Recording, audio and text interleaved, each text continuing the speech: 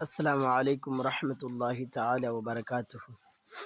آخری تک سنیں اور انشاءاللہ مزہ آئے گا۔ ایک دہریے نے اعلان کیا تھا کہ اللہ کے وجود پر تو مناظرہ حضرت سرکار امام اعظم ابو حنیفہ رحمۃ اللہ تعالی علیہ سے ہونا تھا۔ امام اعظم ابو حنیفہ رحمۃ اللہ علیہ نے وقت مقررہ پہ آپ آنے میں تاخیر فرمائے۔ جب تھوڑی دیر کے بعد آپ تشریف لائے تو دہریے نے پوچھا کہ آپ اتنے بڑے مفتی ہیں، وقت کی اہمیت آپ کو پتہ ہے، پھر تاخیر کیوں ہو گئی؟ امام اعظم ابو حنیفہ رحمۃ اللہ تعالی علیہ فرماتے ہیں کہ جب میں آ رہا تھا تو دریا کے نہر سے یعنی دریا کے کنارے پہ جیسے میں آیا تو کشتی وغیرہ نہیں تھی، لیکن اچانک دیکھا کیا کہ پیڑ پھٹا اور لکڑیاں بنی، کشتی تیار ہوئی اور میرے پاس اپنے آپ چلی آئی۔ اس کے بعد اپنے آپ چلی آئی اور اس کے بعد وہی کشتی مجھے اس بار لا کر کے چھوڑ دی اپنے آپ۔ اس دہریے نے کہا کہ یہ کیسے ہو سکتا ہے کہ اچانک لکڑی بنے اور لکڑی سے وہ کشتی بن جائے اور کشتی آپ کے پاس خود بخود چلا جائے، پھر وہ کشتی آپ کو یہاں تک چھوڑ کر کے لے آئے؟ یہ کیسے ہو سکتا ہے؟ کوئی نہ کوئی تو اسے بنانے والا ہوگا۔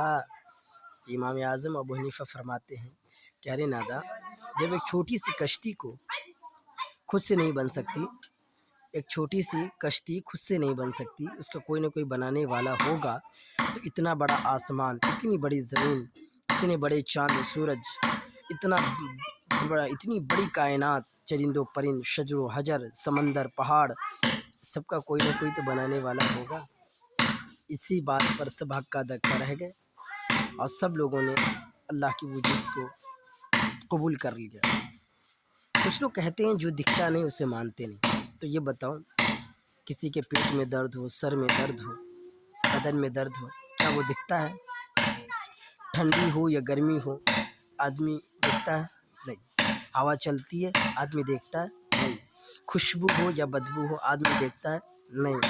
روح ہو، پران ہو، آدمی دیکھتا ہے؟ نہیں۔ فرشتے ہو، جنات ہو، آدمی دیکھتا ہے؟ نہیں۔ اسی طریقے سے دھوپ کی تپش آدمی دیکھتا ہے؟ نہیں دیکھتا ہے۔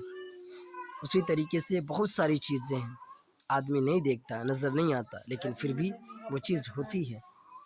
اور جس سے میرے آقا علیہ الصلوۃ والسلام نے معراج پر دیکھا ہو، اللہ رب العزت کا دیدار کیا ہو، اور موسیٰ علیہ الصلوۃ والسلام نہ جانے کئی سال تک رب کریم سے باتیں کرتے رہے۔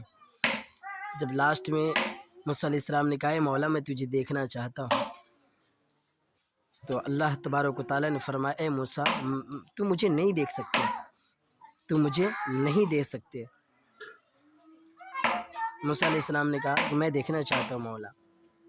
آخر کار رب نے ایک جلوہ ڈالا، کئی ہزار پردوں میں سے ایک جلوہ ڈالا، حضرت موسیٰ علیہ السلام گش کھا کر کے گر گئے، اور جس پہاڑ پہ آپ کا جلوہ تھا، رب قدیر کا جو جلوہ نظر آیا تھا، وہ پہاڑ آج بھی موجود ہے، جا کر کے وہاں دیکھ لو۔ اور اب تعالیٰ کے پیارے حبیب صلی اللہ علیہ وسلم معراج پہ گئے، اللہ رب العزت کا دیدار کیا۔ اللہ اکبر۔ اس کے بعد بھی لوگ کہتے ہیں کہ رب موجود نہیں، تو ہمیں بتائیں، اتنی شواہدیں، اتنی چیزیں موجود ہیں، اس بات پہ دلالت کرتی ہے رب قدیر کی ذات پر۔ اب یہ بتائیں کہ کوئی اپنے دادا پردادا چکردادا کئی پشتوں تک، 10 پشتوں تک اپنی نسلوں کو نہیں دیکھا، لیکن پھر بھی مانتا ہے کہ نہیں مانتا ہے؟ ہاں مانتا ہے۔ اسی طریقے سے اگر کسی نے رام کو دیکھا ہو یا لکشمن ہو یا سیتا ہو، کسی کو بھی ہو دیکھا ہو، تو اس زمانے میں کیمرہ وغیرہ تو تھا نہیں، تو آخر ان کی جو فوٹو ہے، تصویریں ہیں، جو مورتیاں بناتی ہیں، وہ کس آدھار پہ بناتے ہیں؟ اور دوسری بات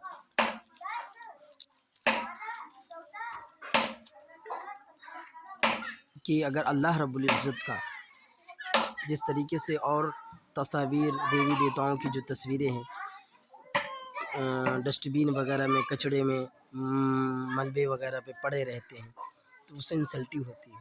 اللہ کا شکر ہے، اللہ کی ذات بے عیب ہے، اور الحمدللہ ہمارے بزرگوں کا کسی کا بھی ایسی کوئی تصویریں نہیں جو کہیں پر کچڑے میں، مزبلے میں ملے۔